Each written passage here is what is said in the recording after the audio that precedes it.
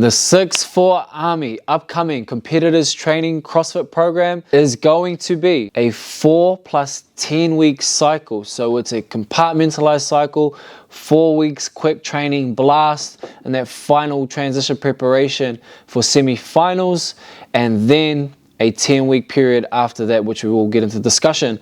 This training cycle is called the Kernel cycle. If you know and you've been a part of the 6-4 Army training cycles as of the last kind of 12 months or longer, we have themed it all around the Army kind of ranks.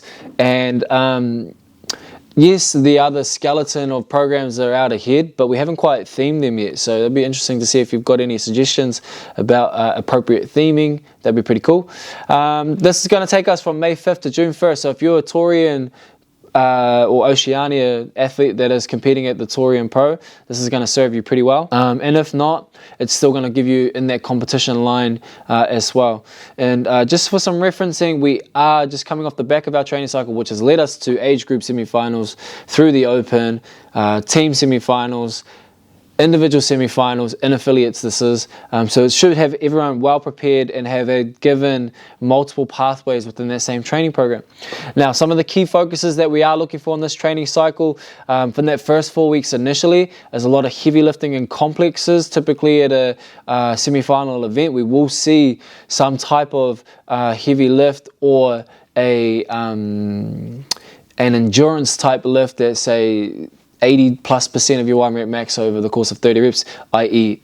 Isabel, or something like 3 cleans, 2 front squats, 1 jerk max load.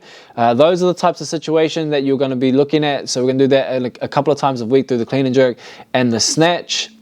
Anaerobic lactate thresholds, so we're improving that pain cave 3-minute window, recoverability, repeatability, a little bit of high skill, but not a ton. It's more just drip fed in there just to have enough of it to perform under fatigue.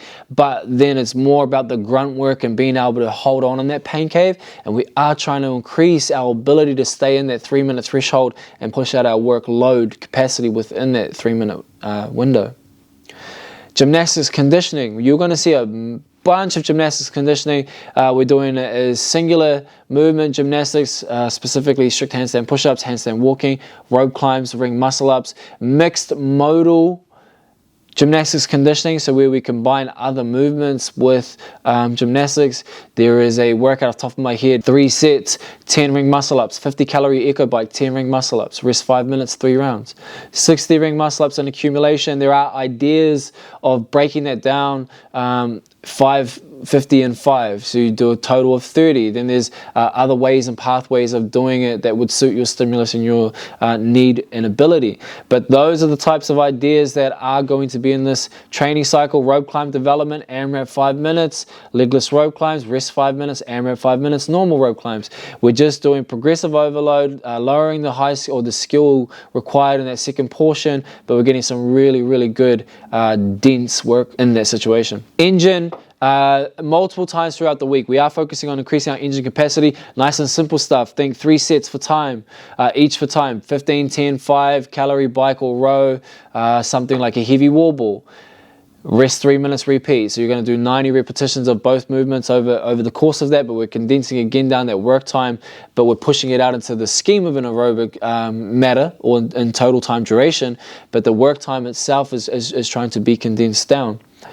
Event style metcons, and this is going to be multiple times per week.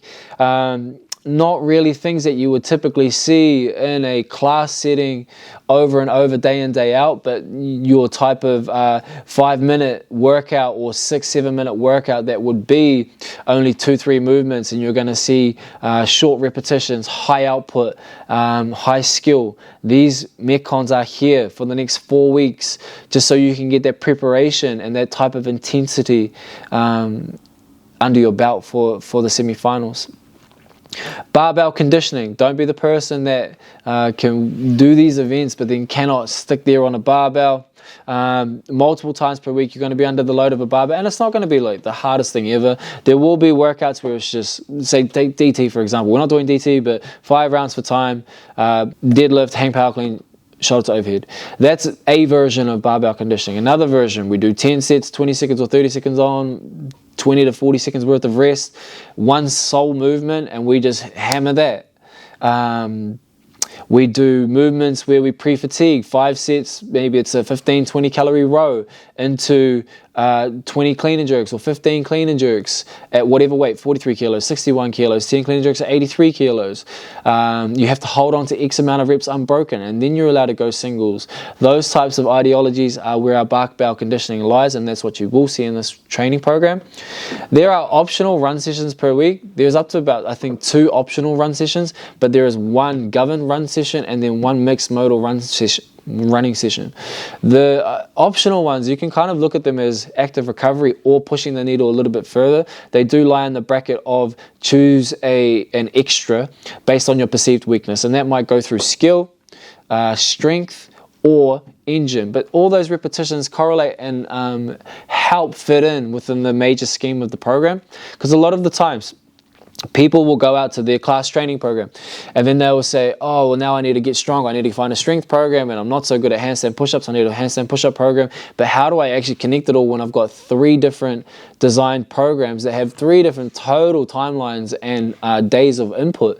So to make that easy for you, always, as the test of time stands, we have always programmed in conjunction with allowing those different inabilities to fit into one program. So essentially you do like 80% of the work the same, but then the 20%, if someone needs to get stronger, that's available. But if I'm already strong, why would I double down on that? Well, the pathway for engine is there, the pathway for skill is there, the pathway for development is there, the pathway for odd object is there.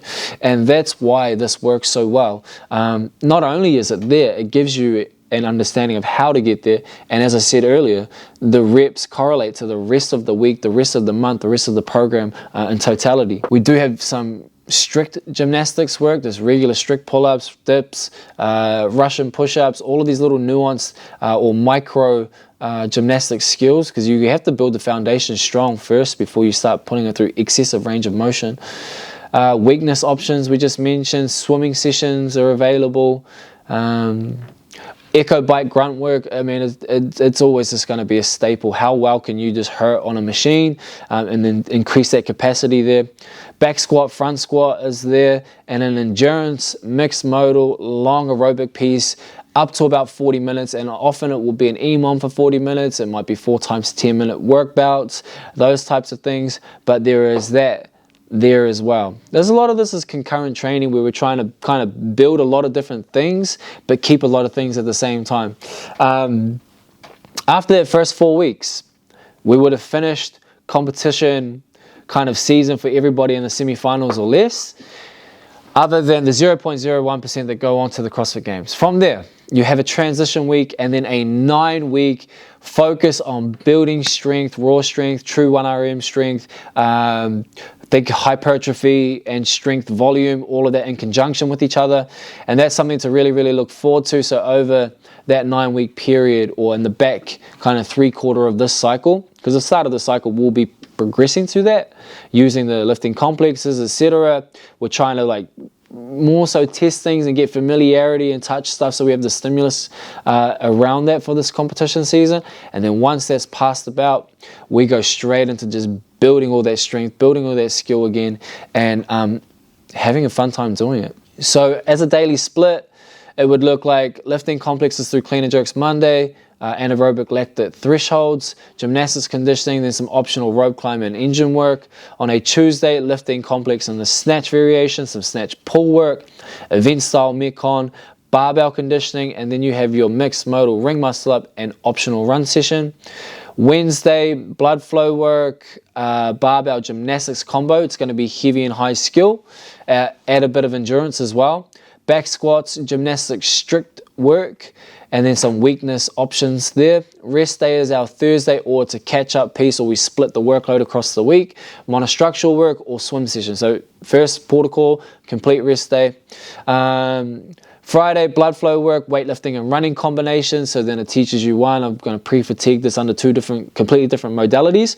I'm also going to have a decision about my equipment and shoe selection because of the discrepancies of running and lifting, those types of things. Rope climb development, again, gymnastics skill even more, event style work, some echo bike grunt work, and then your optional Fat Boys Run Club session is on the Friday. On a Saturday, squat clean capacity work, push jerk plus split jerk combination, barbell conditioning, and then some front squats, and then that mixed modal long piece we talked about. So again, it sounds like a lot is there, and I mean it can be, but remember that this is for the high-end competitor. I would say that I would also add to this, don't be deterred. If you look at a program and you think, damn, I can't do this, or I don't have the time schedule for all of that, whatever, there's 2 sessions. If you can only commit to one, the second session, just split it off and just get quality out of the work that you are doing. Furthermore, don't discredit the work that you do get done because of the work that you didn't do that was perhaps written. I know as human biology, it's just nice to tick all the boxes and complete checklists every single time. And if I don't check one thing out of 10 items, I feel like I'm inadequate or I haven't done it true to form. It's not always the case. Like I look at it and I think like Tiger Woods, arguably the greatest golfer of all time. If you ask him, hey, do you think you could have made a decision in your career or done 1 or 2 things that you could have been a better athlete? I bet you he says yes. And so if that's the case, I think you can get away with not doing everything to its full 100% potential. Probably furthermore to that statement, just don't beat yourself down for not getting that done and just focus on the quality of work that you are getting done. If you are in that competition season towards those semi-finals, and if you're sitting around that late May, early June marker, then it's sacrifice time. It's time to put your head down in the bunker and really get to work and cut off all the outside noise. So it doesn't last forever. It will swing back in your favor, but this is the time where we put all of that energy into just growing and going through the pain cave.